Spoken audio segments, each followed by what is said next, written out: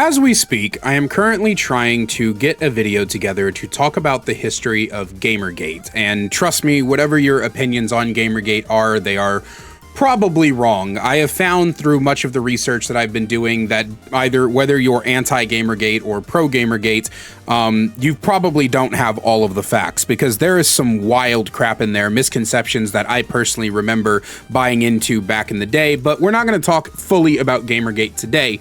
The reason I bring up Gamergate is because the mainstay of Gamergate was quote-unquote ethics in journalism. Journalism is a very finicky thing, mainly because anybody can technically be a journalist. It doesn't take a specific skill set to just report on what you think the news is, or more specifically, especially in terms toward game journalism, play something or watch something or listen to something and then give your opinions on it. That is essentially what everybody does anyway. However, in order to be a good journalist, you have to have something called journalistic integrity. This is incredibly important because when you are reporting on something, regardless of what it is, you need to have the facts. If you don't have the facts, you're going to look stupid and you're not going to look credible regardless of whether or not you have a good point. It is very easy for people to dissuade others from listening to your opinions or your reporting if you don't have the facts at hand. Because of this, a lot of times in journalism overall, one of the big things that people are always pointing to is whether or not they get the facts correct. And that's what we're going to talk about a little bit today, because gamers and game journalists have pretty much always been at odds. In 2017, the game Cuphead was released, and game journalist Dean Takahashi, I probably butchered that, ended up trying to cover the game, and during it, he spent 26 minutes attempting to beat the tutorial level of Cuphead, and he ended up failing at it and then writing a absolute scathing review about Cuphead and how the tutorial was basically impossible. This is one of the biggest events that people would end up pointing to in regards to game journalism and how game journalists are pretty much just bad at video games. It's a very common meme whenever you see someone performing bad at a video game in any pre-test alpha phase or any kind of testing phase for a live service game. People are always like, oh, there goes the game journalist, because game journalists are notoriously bad at video games. This entire thing has led to a lot of people basically never trusting game journalists whenever they release any kind of review for any kind of game. Oftentimes, if you cite how a game got good positive review scores, people will often retaliate with, well, that's game journalists, so I really don't care because they don't know good gaming, and it really puts an entire negative light on the world of game journalism.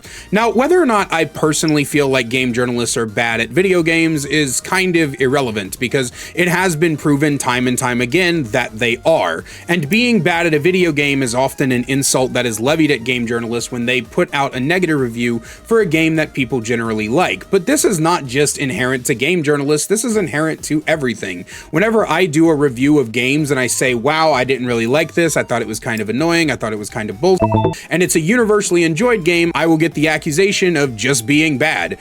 Just get good is one of the most infuriating phrases you'll ever hear in your life, because it's an attempt to shut down an entire conversation. In fact, whenever you're talking about anything that might seem annoying, people will just tell you to get good, or that something is a skill issue, because they would rather say that than actively talk about what could be done better. A great example of this is in the game Overwatch. I can't stand the character of Sombra. She's the most anti-fun designed character in the entire game. In a game where the entire gameplay loop is focused around abilities, having a character whose entire job is to just shut off abilities doesn't feel good. It doesn't feel good. It doesn't feel good to play against. I don't like it. I don't care whether it's powerful or not. I'm not saying it's overpowered. I'm saying it's anti-fun. And yet, people won't listen to that. They'll just scream, skill issue, and then I have to freaking hear about it for the next 1400 years. This is one of the biggest problems when it comes to discussing games of any capacity. People will often try to lob at skill issue or get good in response to any criticism of games that they like or games that they enjoy. Now, that's not to say that there aren't valid things to be thrown at game journalists. Sometimes a game journalist will go off on a rant about something that's tangentially unrelated, or even something that is completely related, and it just kind of shows shows how little they actually played the game, with some people saying that game journalists should have to post every single second of them playing the game in order to prove that they actually played through it. This is actually one of the reasons that for every single game review that I do, I tend to post over on my extras channel every single second of gameplay so that people can go back and watch how I came to the opinions that I came to. But game journalism overall also suffers from the fact that many game journalists are probably overworked and, let's be honest with ourselves, also underpaid. One of the hardest things about game journalism is you have to play the whole f***ing game. If you were to do something like, for example, movie reviews, you could watch 4 movies in a night, write the reviews for all 4 of them over the course of 2 to 3 days, record it, and then have a bunch of movie reviews up in order for you to do it. But if a game takes 30, 40, 50 hours to complete, then it's harder to get a review out for that game, and most game journalists are on a deadline. I'm not trying to make excuses here. I know that it can be incredibly infuriating and frustrating whenever you read a game journalist report on a game that you really enjoy and they get a whole bunch of wrong. It can be incredibly triggering for a lot of people and it upsets them, and that's fine and also valid. But I also think that a lot of game journalists are also completely misunderstood. They're just regular people trying to do a job, and sometimes it is their genuine opinion and well-informed opinion as to why they didn't like something. And normally you can tell when a well-informed opinion has been put out there because a bunch of the responses are just calling the person an idiot instead of actively trying to have a discussion as to why they think the opinion is wrong. The way game journalists are constantly yelled at by the larger gaming community as a whole, and the way that game journalists are very snobby and stuck up their own ass, makes me not really like either side of the equation, and I hate fence sitting, so here's my final words.